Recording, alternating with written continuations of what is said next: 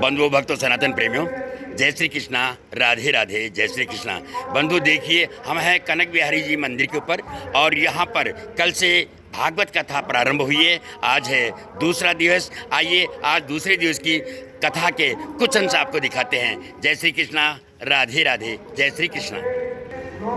श्री बनवारी लाल जी पारिक पुरोहित Shekhawati boot house द्वारा इसका आयोजन किया जा रहा है और व्यासपीठ पे विराजमान हैं पंडित श्री जुगल किशोर जी वृंदावन वाले। तो आइए सुनते हैं आज की कथा। ये सुंदर दृश्य आप देख रहे हैं कनक बिहारी जी मंदिर का। देना है ना तो वचन दो मुझे, मैं मांगूंगी वो दे दोगे। भगवान बोले मांगूंगा, क्या मांग रही हो? तो कुंती कहती है विपदः सन्ना सस्वता तत्र तत्र जगद्गुरु भक्तो दर्शनं यतस्यात् पुनर्भवः दर्शनात्। अगर आपको देना है तो हमें एक चीज दे दीजिए, एक चीज दे दीजिए और वो देना पड़ेगा। तुमने वचन दिया है, क्या देना पड़ेगा? हर पल, हर मिनट, हर सेकंड मेरे जीवन में विपत्ति आती रहे, संकट आते रहे। भगवान सुनकर के अधीर हो गए और भगवान के नेत्रों से आंसू बहने लगे। इधर कुंती रो रही है, इधर भगवान रो रहे हैं। भगवान कह रहे हुआ सब संसार में मेरी भक्ति करते हैं और मेरे से धन मांगते हैं, सुख मांगते हैं, पुत्र मांगते हैं, तुमने ये दुख मांग लिया। तो कुंती कहती है सुख भी हमें है, दुख भी हमें प्यारे हैं, सुख भी हमें प्यारे हैं, दुख भी हमें प्यारे हैं। हम छोड़े किसे भगवान, दोनों ही तुम्हारे हैं। सुख भी हमें प्यारे हैं, प्यारे हैं, सुख भी हमें प्यारे हैं, दुख भी हमें प्यारे हैं।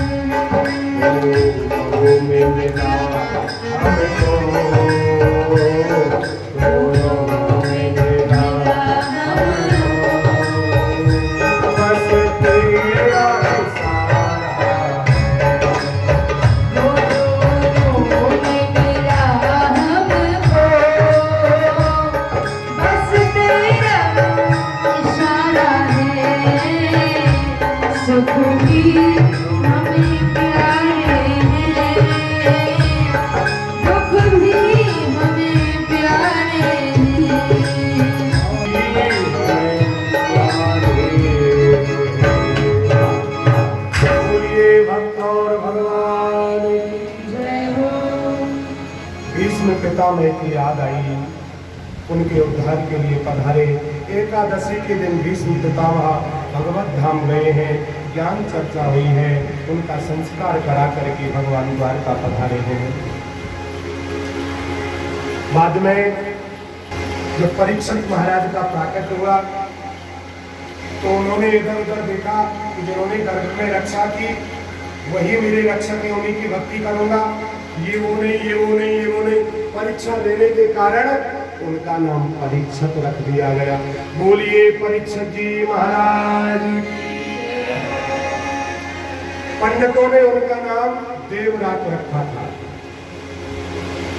लेकिन परीक्षित नाम से प्रसिद्ध हो गए। पांडवों का मोक्ष हुआ, परीक्षित राजा बने। एक दिन अपने राज्य का विस्तार करने के लिए भ्रमण पर निकले। जंगल में एक शूद्र को देखा, गौ को परेशान कर रहा था। धर्म रूपी बैल के 4 चरण थे। उस कलयुग रूपी शूद्र ने एक चरण छोड़ा, तीनों को काट दिया। सूत जी कहते हैं तपस्या, दान, पवित्रता, आज पवित्रता चली गई, ज्ञान चला गया, सत्य चला गया, 3 चरण कट गए। केवल एक दान नाम का चरण बाकी है, जो ऐसे अनुष्ठान होते हैं, माता बहन आदि में कुछ दान पुण्य करते हैं, इसी से धर्म चलता है। पंगु हो गया है धर्म, सहारे की आवश्यकता है। परीक्षित जी मारने को तैयार हुए उस कलयुग को, उन्होंने चरण पकड़ लिए। मैं कहा जाऊं, मैं आपकी प्रजा हूं, हाथ जोड़ रहा हूं, प्राण दान दे दीजिए। आपके वंश में शरणागत को आज तक किसी ने नहीं मारा, मैं आपकी शरण हूं। परीक्षित जी को दया आई, उनको 4 स्थान रहने के लिए दे दिए। जहां मदरा पी जाती हो वहां रहो, जहां वैश्यावृत्ति होती हो वहां रहो, जहां कलेश रहता हो घरों में, बड़ों का सम्मान नहीं हो रहा वहां रहो, जहां वेद शास्त्रों की निंदा हो रही हो वहां रहो। उन्होंने कहा ठीक है रह लूंगा, लेकिन एक स्थान को मेरी पसंद का दे दो, मांग लो। उन्होंने कहा स्वर्ण में निवास चाहिए। महाराज परीक्षित ने कह दिया तथास्तु। और स्वर्ण में निवास कहते ही राजा के मुकुट सोने के थे, मुकुट में प्रवेश कर गया और उस परमात्मा राजा की बुद्धि व्याकुल हो गई। कहने लगा मैं शिकार खेलने जाऊंगा। सब कहते महाराज आज तक नहीं गए, क्या शिकार खेलने, जीवों की अच्छा नहीं, शिकार खेलने जाए। जंगल में गए, भूख प्यास से व्याकुल हो गए, पानी की तलाश में गए। ऋषि बैठे थे, समीप ऋषि के आश्रम में पानी मांगा, ध्यान में होने के कारण पानी न पिला सके। और उस राजा ने मरे हुए सांप को बाण से उठा करके राजा के गले, यानी ऋषि के गले में डाल दिया, अपमान करके घर लौट आए। समीप के पुत्र थे संगी ऋषि, छोटे से थे। पता चला पिता का अपमान हुआ, हाथ में जल लेकर के श्राप दे दिया, 7वें दिन तक शकनाग डसरेगा।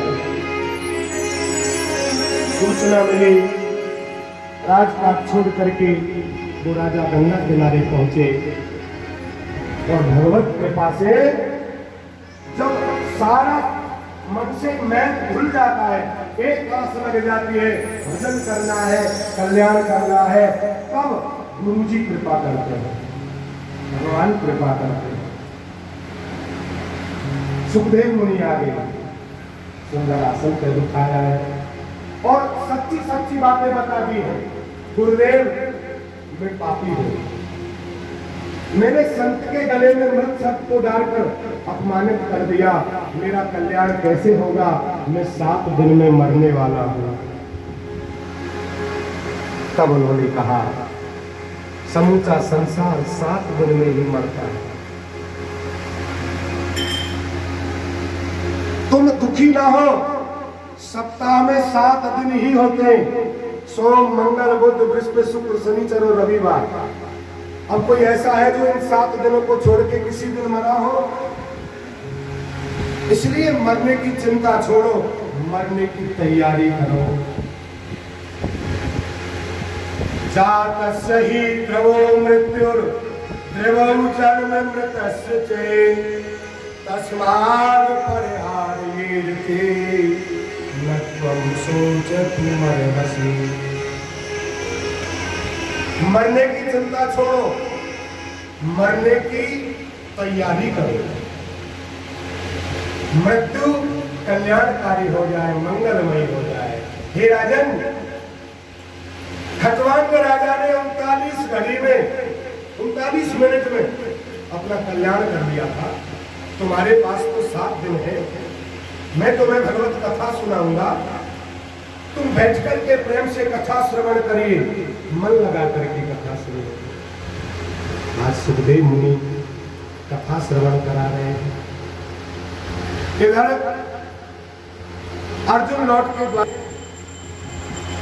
और ये समाचार मिल गया, विदुर जी महाराज ने जब सुना कि भगवान चले गए तो वो भी भक्ति करने के लिए जंगल में निकल पड़े।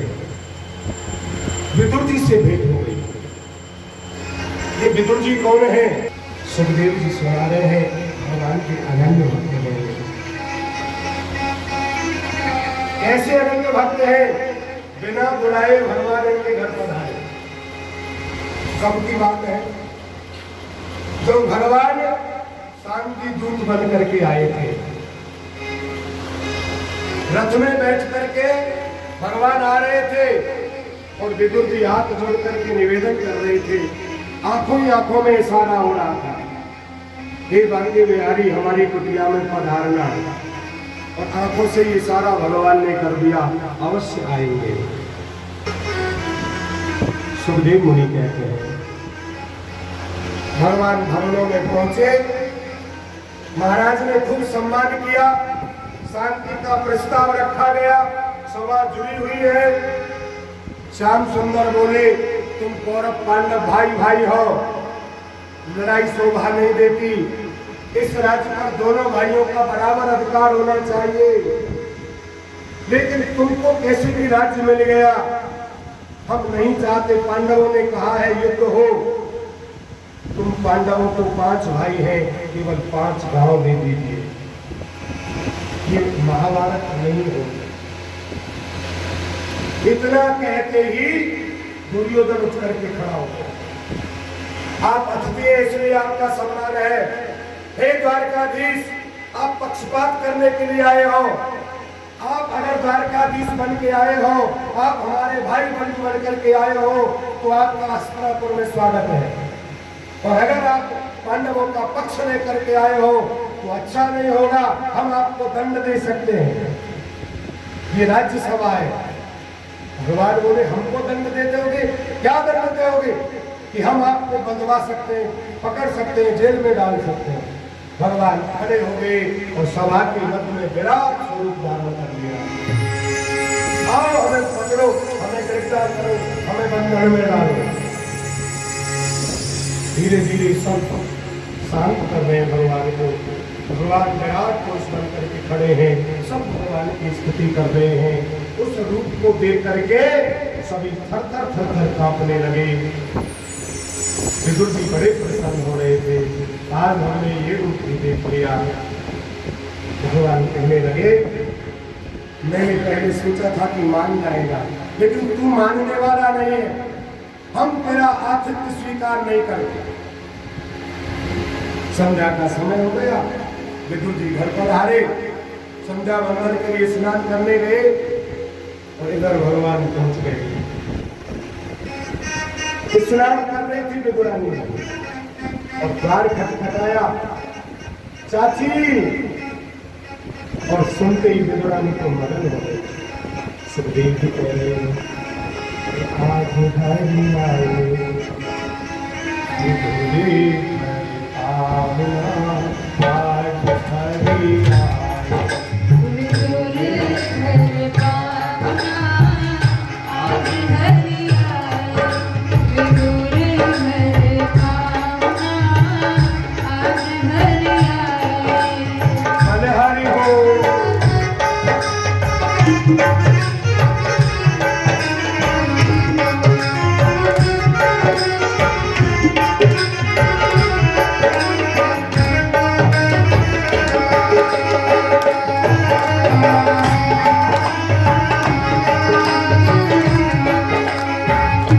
नहीं घंटी बेदुरानी के सारंग पानी।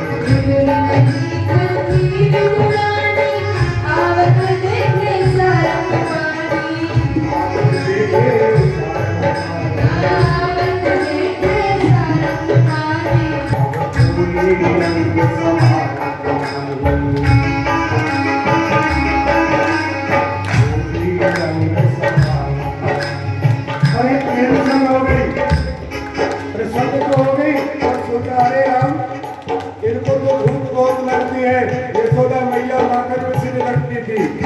ये लोनी लेकर के रोटी में रख के खाते हैं। भोजन कहा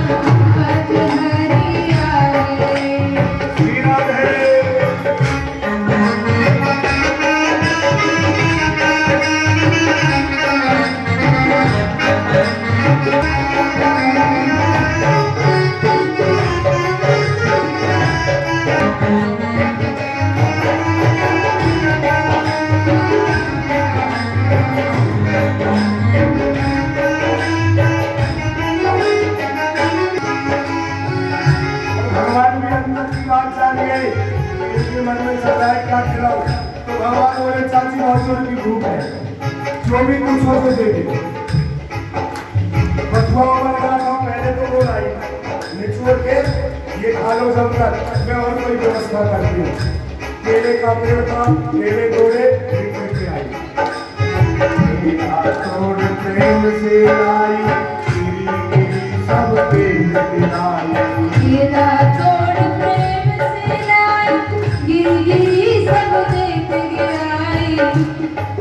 और छिलका देते हरी मुखमाला, कुठली निकाल के फेंक दो, कुठली समझ के पीढ़ी को नीचे फेंक दी और ऊपर का भाग छील कर लेके भगवान को खिलाने लगी और भगवान को खाने लगी। नहीं वो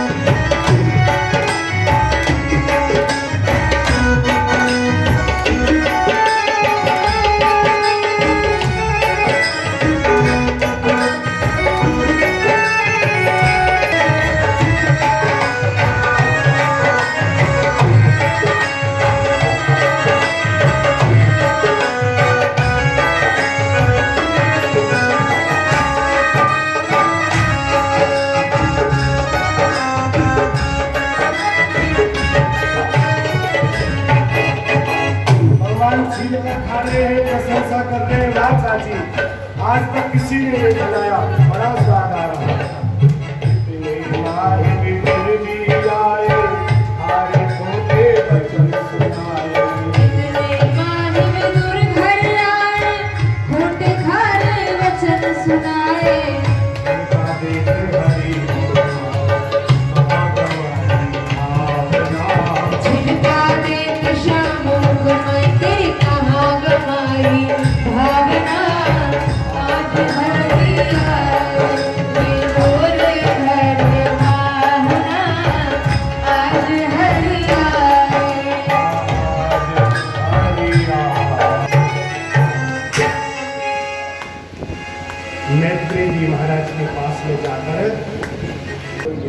जी हाँ बंधुओं भक्तों सनातन प्रेमियों, तो आपने सुना यह भागवत का ये परीक्षित जी का जो बहुत ही प्यारा सा प्रसंग। इसी तरह से आप सुनते रहिए, आगे की कथा भी हम जारी रखेंगे।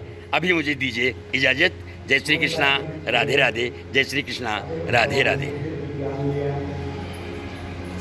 और भगवान का आराधन। जी हाँ, जैसे बताया गया कि आज दूसरा दिन है कथा का, और इसी के साथ साथ जो है यहाँ पर आप लगातार यहाँ पर आइए और कथा का श्रवण कीजिए। निरंतर यहाँ पे कथा चलेगी 19 तारीख तक। जी हाँ, ये है आप भी पुजारी जी महाराज हैं। सादर नमन, सादर वंदन, प्रणाम प्रणाम।